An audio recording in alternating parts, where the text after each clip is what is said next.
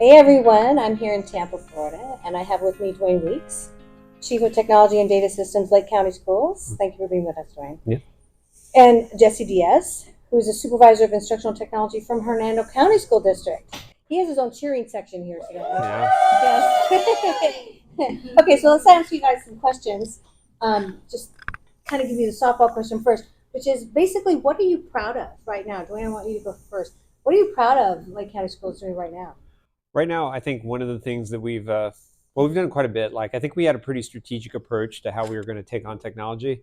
In the last couple of years, we have converted a student information system to a more modern system. So that's a big undertaking. We're one to one. We've held one to one for 5 years. So I think a lot of districts could go one to one with a lot of flood of pandemic funding, but to actually stay one to one for 5 years, I think is a pretty important logistical deal. Back there, who does not cheer as loud as your people, but I'll talk to him about that later, is David Hass, who is a coordinator of instructional technology. He's very aligned with our instructional framework. So we feel like the technology is actually meeting the instructional vision. We have a core instructional vision, our common one. So I think that's a big deal. Very aligned with them.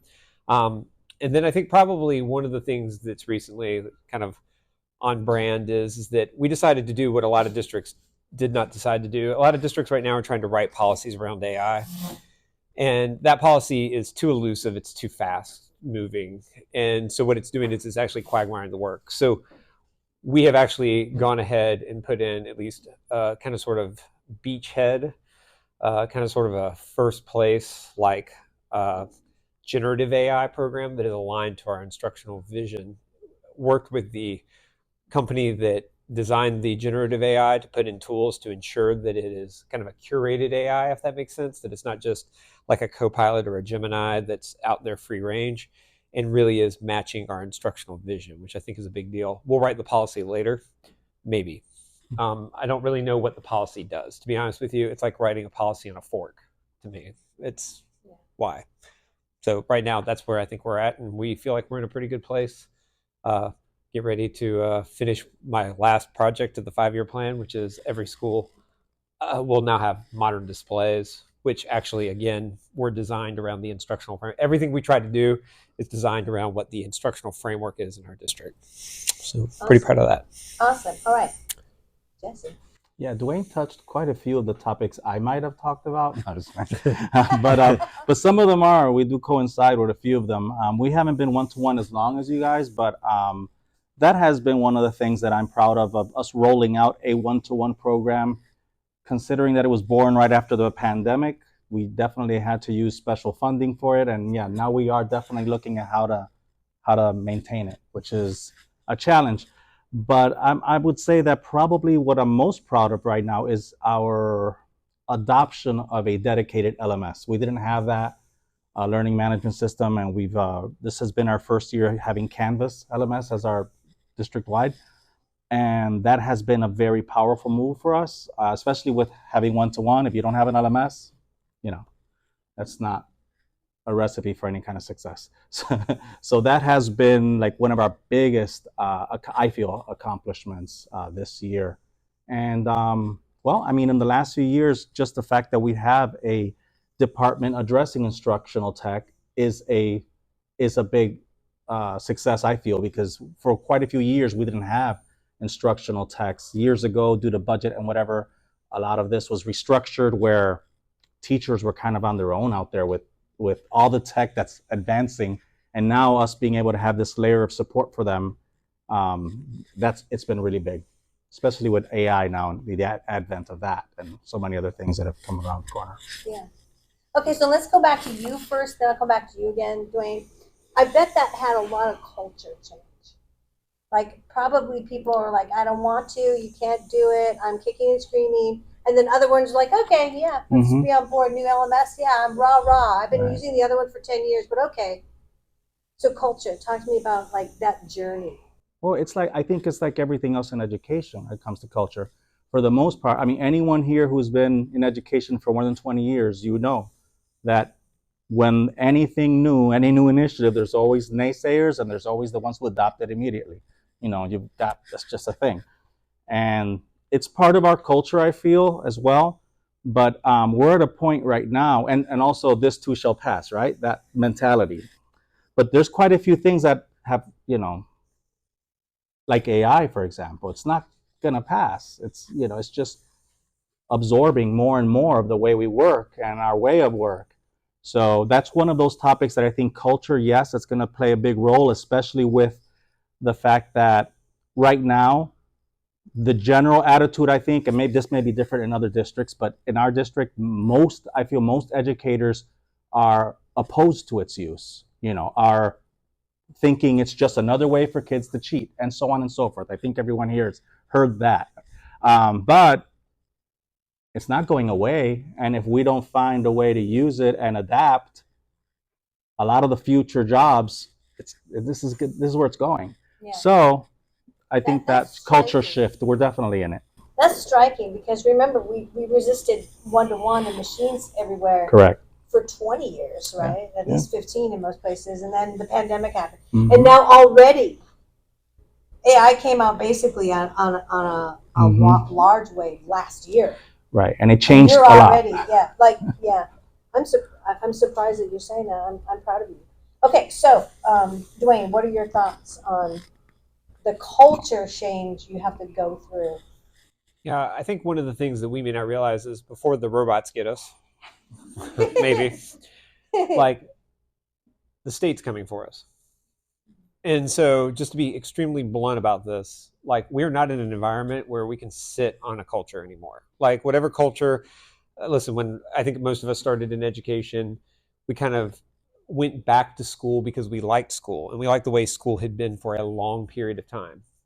The truth of the matter is, though, is that the school culture between parents and what they expect us to deliver for their students, school choice, the perimeters that the state puts on us to deliver on student performance, or at least their vision of student performance, does not allow us to hold a culture just for holding a culture's sake. And so, realistically, where I think we have to be good stewards and leaders is that we have to be able to facilitate that change at a very rapid rate. I think we've seen what's gone on at other levels of the government recently, where whole people's worlds have been flipped upside down.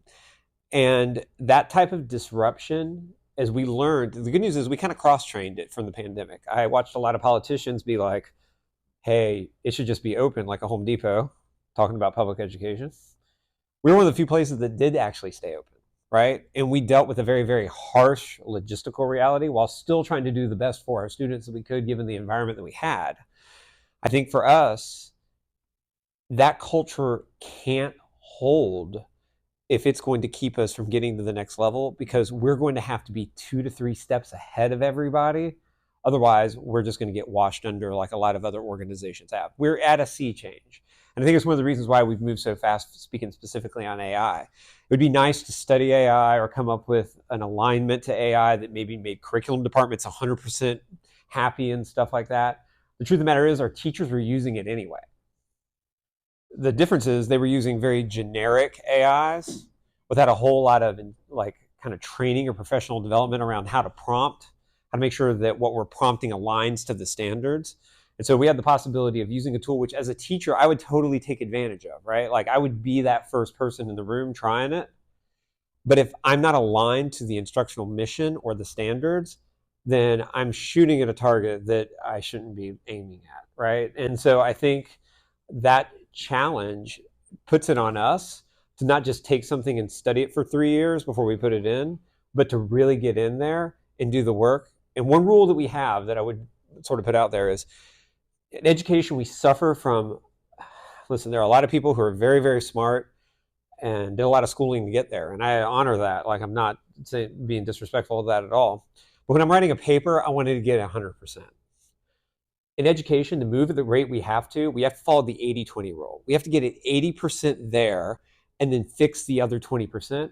Otherwise, we won't do anything. And if we don't do anything, then that progress will march well past us. The parent expectations will march past us. And they're going to pick another option because there will be somebody out there who offers that option. And so I think right now, I'm not saying be sloppy, but I'm saying be very deliberate, but pick action over inaction every single time, because if you don't, I think we don't have the time to recover. Like I said, the training that we just went to was very insightful, very interesting. It would also pop the minds of most people, like if you had to sit through it twice, right? Like, and because it is so much to absorb. But if that's the change that's on the horizon, I don't know that I could sit in a writing team and debate whether or not this meets this tech spec for 2 hours. If you get what I'm saying, like we've got to move faster. And I think AI, the generative AI, we've seen it start to turbocharge the humans. Because I don't know about being smarter than the machine. I do know about injecting, like humans should teach humans, something I firmly believe in.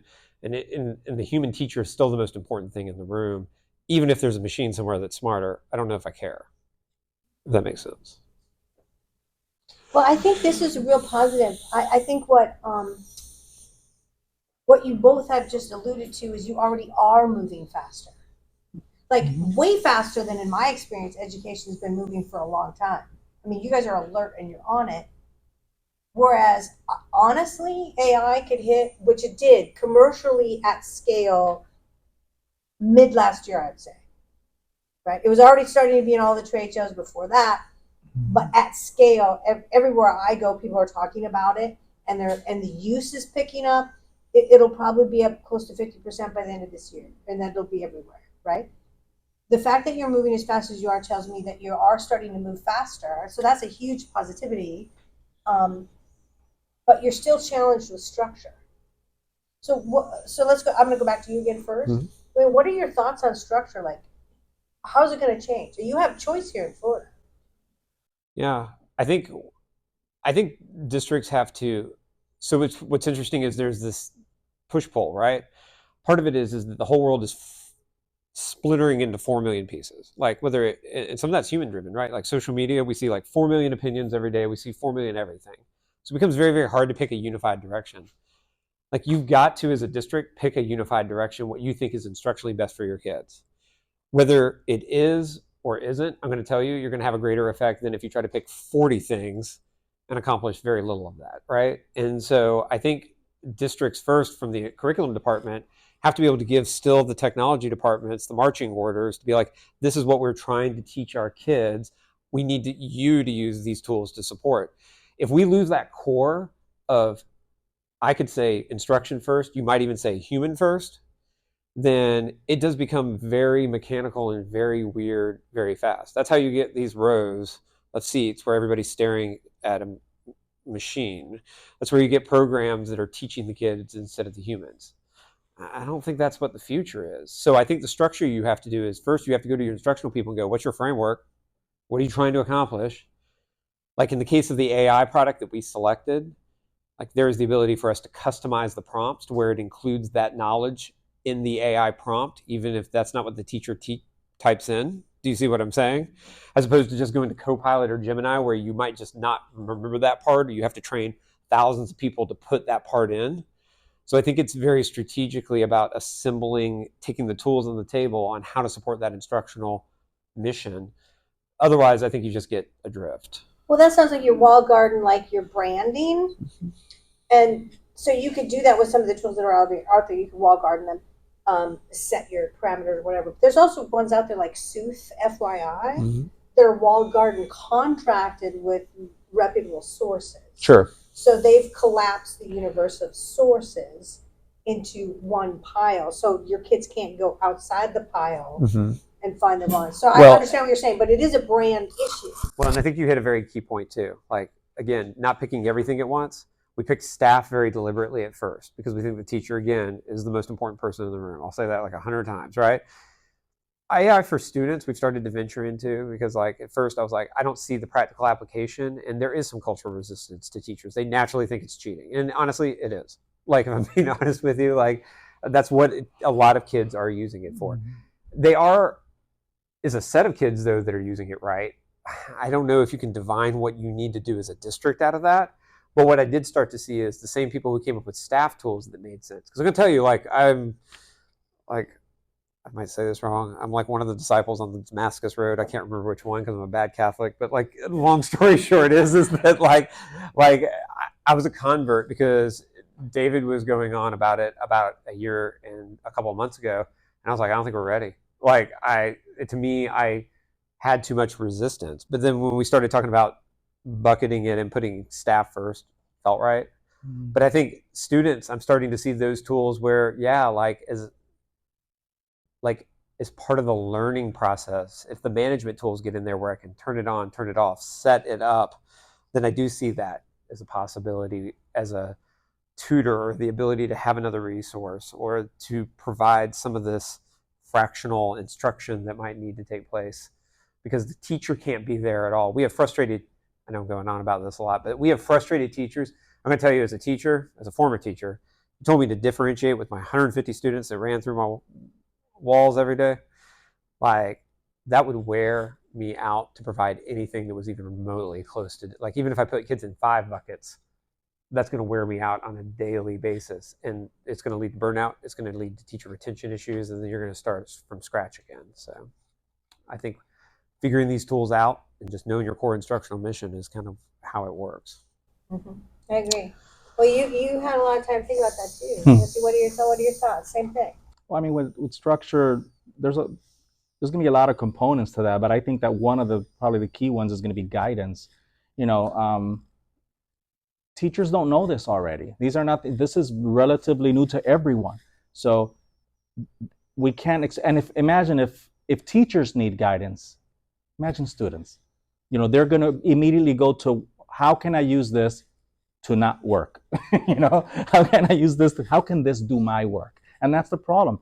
That's the shift, and even going back to culture, that we need to guide. And that's why like I mentioned earlier, I'm so happy to have a team of instructional techs that can help teachers with that. Because how can we have teachers, that's part of the training they give teachers, how to create a prompt, a specific prompt. What kind of information are you looking from the generative AI? That's how good your prompt has to be. And all of these kinds of things that go with training for teachers. It doesn't mean they're all adopting it. It doesn't mean they're all excited about it, but the guidance has to be there. And we are making, I feel we're having success in this with many teachers, and that's a process. But for that to bleed into students, teachers have to really feel comfortable with this and really be doing, using it for their primary purpose, which is their instruction curriculum. How can they enhance their teaching and learning in their classroom with this tool? Because it's a tool. It's like someone said earlier, I don't remember if it was at the table or out here, but it's not supposed to replace the teacher. It's not supposed to replace instruction. It's supposed to enhance it, a tool, make it better. So that's, I think, very big for us. I mean, I remember walking into a classroom for the first time and there was an Elmo in there. I didn't know what that was. It was when I first started teaching. I was like, what is it? There was no little manual next to it. It was just there. Whatever teacher was there before had it. And now I inherited it, and I had to figure that out. Now, some people will figure it out. They'll start plugging stuff in, and some folks are going to need someone to help and guide. And that's why I think that guidance is so key within the structure. I'll agree. Okay, so final questions. Who wants to pelt them with one? Let's do this. Anybody got a question?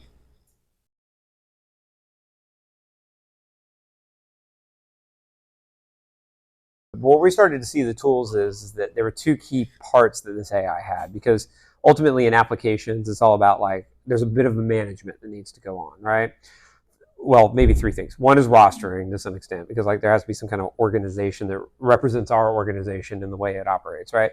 Number 2 would be something along the lines of, like, could the tools be customized at the district level? Could I select tools that I don't want in there? Can I select tools that I do want in there? And can I customize the existing tools to be able to fit what I need, right? And that needs to be portable all the way down to the teacher, right? Like, it can't just be the district office. Like, we're never going to be able to just be smart enough to be able to, like, do all of those things. We need to be able to have it to where maybe it's curriculum specialists who get that power, right? Maybe there's a governance structure in this where it's like, the people who own curriculum get to design those type of things.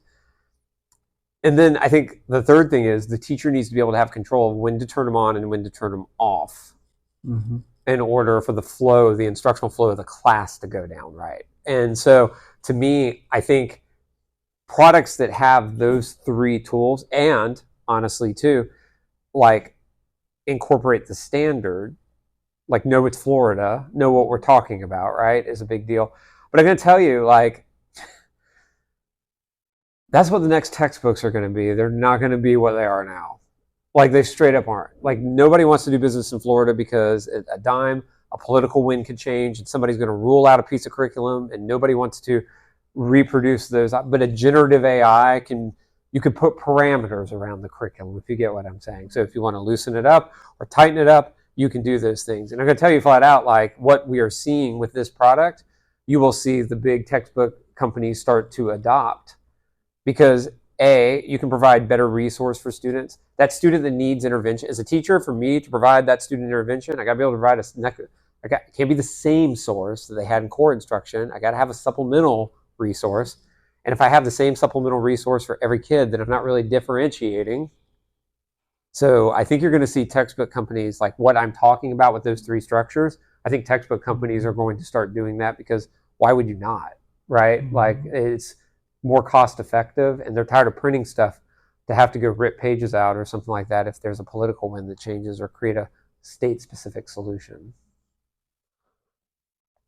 Yeah, I mean, and in our case, where we are currently with AI, our students still aren't using it, so we're not at that point yet. However, we've been looking at a few different products, and we did adopt a policy recently, so we're in that stage. But teachers do have access to Copilot, which is, since we're a Microsoft district, that one it goes through our filters without any problem. Anything else is going to be, a problem. But right now, we have found that it has been pretty reliable, at least, for a lot of the things that teachers have been trying to, for example, here's this paragraph, rewrite this paragraph in 4th grade level.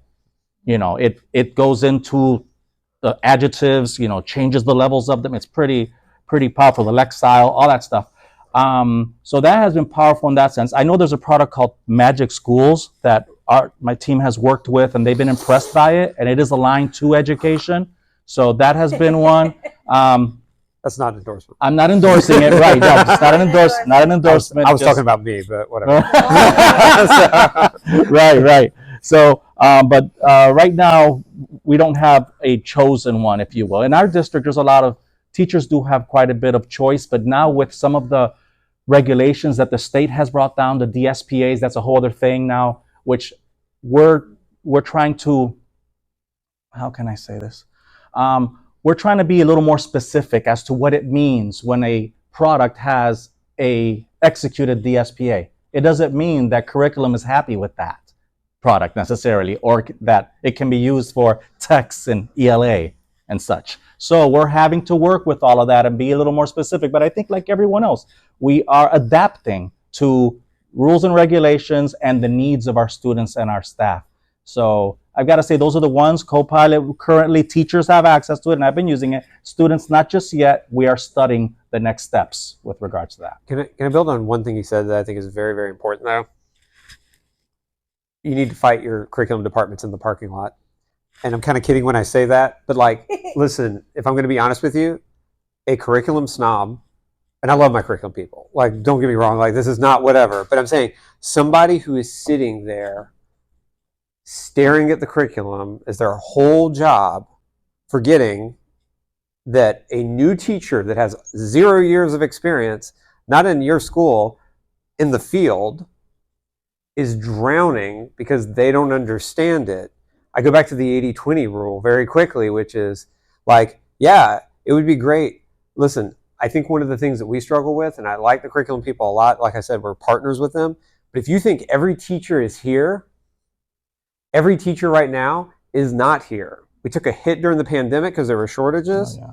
People can now come in without a degree specifically in education. They don't have that experience. And it doesn't mean they're not going to be great, wonderful teachers, but they're not going to be, listen, I would not rehire me after the first year I taught.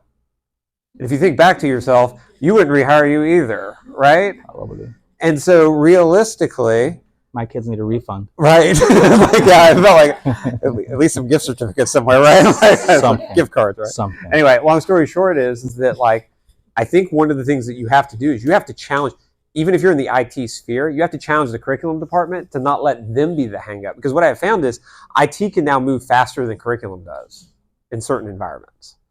And you're not yours? Fair enough. All right. Well, I won't rat you out. But anyway, long story short, I just think the new natural barrier is not just IT. IT can kind of get it done these days. Mm-hmm.